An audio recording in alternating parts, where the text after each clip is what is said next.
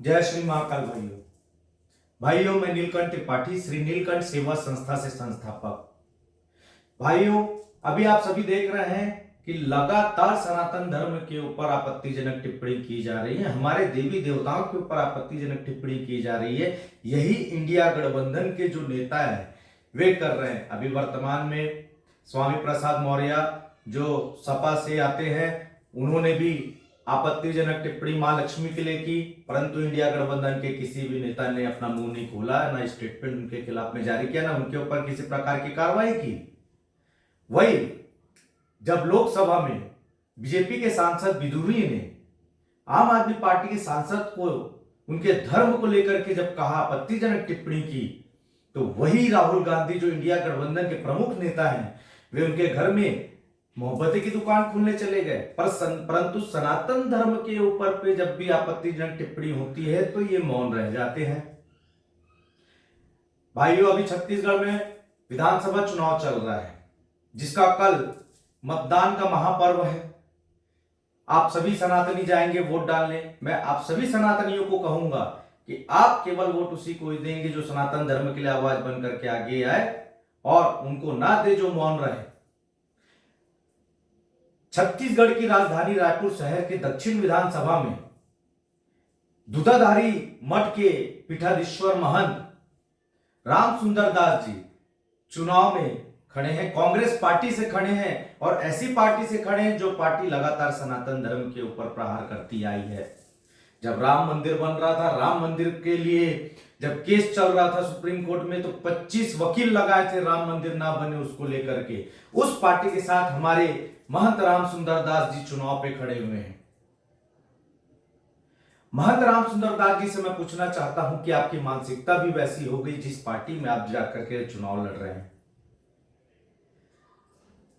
अभी 5 साल कांग्रेस की सरकार थी। कांग्रेस की सरकार में मुख्यमंत्री भूपेश बघेल के पिता नंद कुमार बघेल ने सनातन धर्म के ऊपर भी कितनी आपत्तिजनक टिप्पणियां की, हिंदुओं के ऊपर आपत्तिजनक टिप्पणी की, पर हमारे महंत राम सुंदर दास जी मौन रहे। उस समय कुछ भी नहीं कहा, उनके खिलाफ में एक स्टेटमेंट जारी नहीं किया। महंत राम सुंदर दास जी से मैं पूछना चाहता हूं, आपने धर्म संसद 2021 में जो रायपुर छत्तीसगढ़ की राजधानी रायपुर में धर्म संसद का आयोजन हुआ था, उसमें आपने धर्म संसद का बहिष्कार केवल इसलिए किया था क्योंकि वहां से कालीचरण महाराज जी के द्वारा महात्मा गांधी को गाली दी गई थी।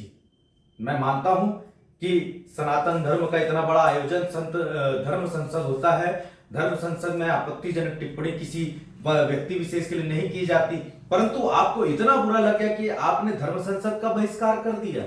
पर आपको उस समय बुरा नहीं लगा जब मुख्यमंत्री के पिता नंद कुमार बघेल भगवान राम को गाली बक रहे, तब आपने कांग्रेस पार्टी का बहिष्कार क्यों नहीं किया? जब ब्राह्मणों को गाली दी जा रही थी लगातार, तब आपने कांग्रेस पार्टी को बहिष्कार क्यों नहीं किया? मैं उन ब्राह्मण प्रत्याशियों से भी पूछना चाहता हूं जो कांग्रेस पार्टी से अभी चुनाव लड़ रहे हैं कि जब नंद कुमार बघेल ब्राह्मणों को लगातार गाली देते आ रहा था तब आप मौन क्यों थे? जब आप लोगों से पूछा जाता था तो आप लोग यही कहते थे कि जानते हैं कि सरकार किसकी है, तो सरकार जब ब्राह्मणों से चिढ़ती है तो ब्राह्मण क्यों वोट दे। आज ब्राह्मणों को एकजुट करने की बात करते हैं। ब्राह्मण एकजुट पहले भी थे और अभी भी है, परंतु आप लोगों ने ब्राह्मण समाज के लिए क्या किया और ब्राह्मणों के लिए क्या किया है? आप लोग मौन रहे। जब भी हमारे देवी देवताओं को गाली दिया गया तब भी आप मौन रहे। तमिलनाडु के उदयनिधि स्टालिन जब उन्होंने सनातन धर्म को लेकर के डेंगू मलेरिया जैसी बीमारियों से परिभाषित किया, तब भी महंत राम सुंदर दास आप मौन क्यों रहे? या उन सनातनी प्रत्याशियों से पूछना चाहता हूं जो अभी चुनाव में लड़ रहे हैं कि आप लोग क्यों मौन थे जब सनातन धर्म के खिलाफ में आपत्तिजनक टिप्पणी कर रहे थे। ए राजा जो उनका नेता है वे भी सनातन धर्म को HIV जैसी बीमारी से परिभाषित कर रहा था, तब भी आप सब मौन रहे, कुछ भी नहीं कहे। क्यों? क्योंकि आपके ऊपर पे जो बैठे गांधी परिवार कहीं नाराज ना हो जाए कि आप सनातन धर्म के समर्थन में कोई बात कर रहे हैं। जब बिहार का शिक्षा मंत्री रामचरितमानस के ऊपर आपत्तिजनक टिप्पणी कर रहा था तब भी आप सब मौन थे। जब सपा का नेता यूपी का स्वामी प्रसाद मौर्य जब सनातन धर्म के खिलाफ में आपत्तिजनक टिप्पणी अभी भी करते आ रहा है, हिंदुओं के ऊपर अभी भी आपत्तिजनक टिप्पणी करते आ रहा है, उन्होंने तो सबसे ज्यादा रामचरितमानस की प्रतिलिपि को जलाई, फिर भी आप सब मौन रहे। मैं महंत राम सुंदर दास जी से कहना चाहता हूं, आप भगवान राम के मंदिर में मठाधीश बनकर के बैठे हैं, दूधाधारी मठ में, जो छत्तीसगढ़ का सबसे बड़ा मठ है, उसमें आप बैठे। उसके बाद भी आपने एक भी बार इनके खिलाफ में आपत्तिजनक टिप्पणी नहीं की, ना इनके खिलाफ में आपने कोई स्टेटमेंट जारी किया।